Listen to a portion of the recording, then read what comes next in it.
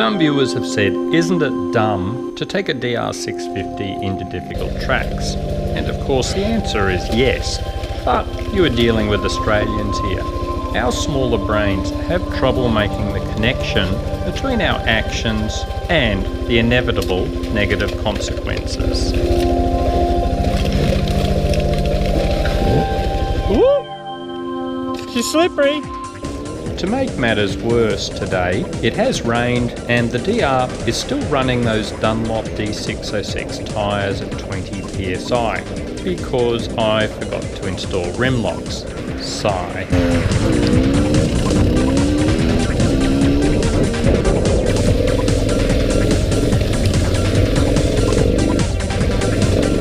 This section is hard enough for us on dirt bikes when it's dry, so should be interesting.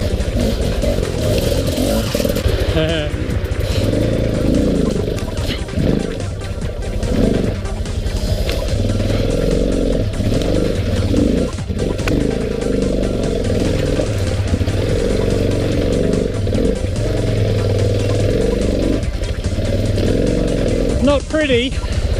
This hill will be even more interesting. Andrew had to work hard to get the Vita Cross trainer up this one, as it just kept spinning on all the exposed tree roots in the rut.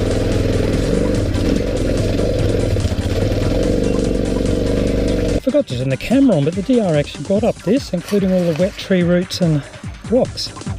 Wow, there is something about a big, grunty thumper with a massive flywheel that makes for great traction, and I simply didn't expect the DR to get up that hill, or through a lot of this terrain.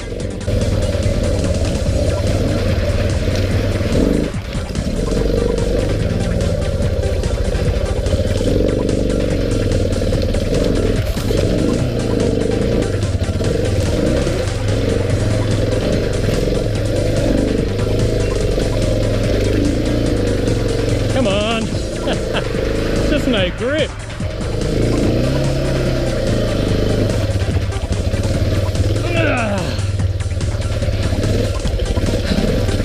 Come on. It's all just clay now.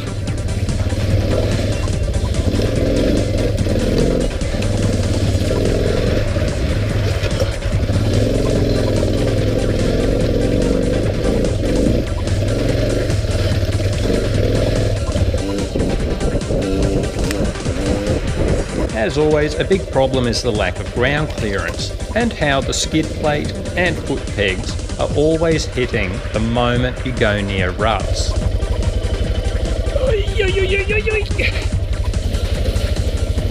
Shit. Bit deep for the DR. Coming through.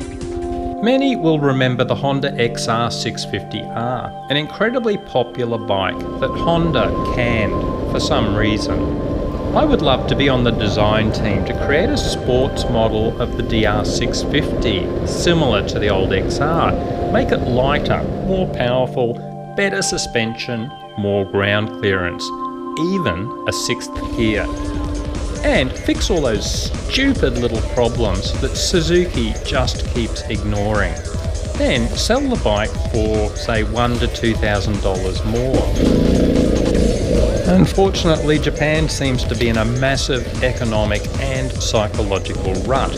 Once they were proud innovators and market leaders, and now they can barely muster up the courage to change the stickers on their bikes each year, or, shock horror, the colour of their plastics. Oh, she's just clay here. Front wheels locked up. So many of their bikes are still fundamentally great designs, but are still stuck in the 20th century. Sigh.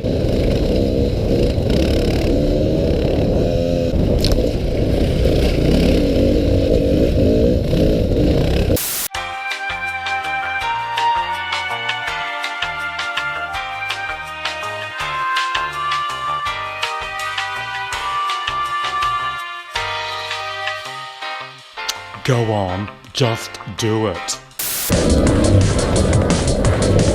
Anyway, back to this ride. Trying to keep the DR upright in wet conditions is actually a lot of fun.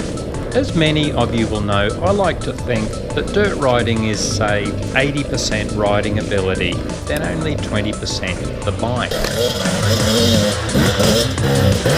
So instead of whinging about the tyres, suspension, or lack of an anodised billet fuel cap, occasionally I like to deliberately make things hard for myself.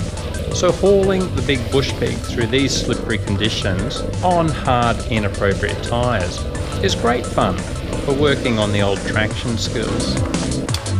When I was over in Canada, the Traction ERAG crew had just bought an old Honda XL 185 for $300. They fixed it up, then got one of their better local riders to take it in their extreme enduro. Predictably, he flew past piles of guys on the latest model enduro bikes, and of course wearing all the flashy gear. He would even stop at various tough sections and help the same guys get their bikes up nasty climbs, even riding the bikes up for them.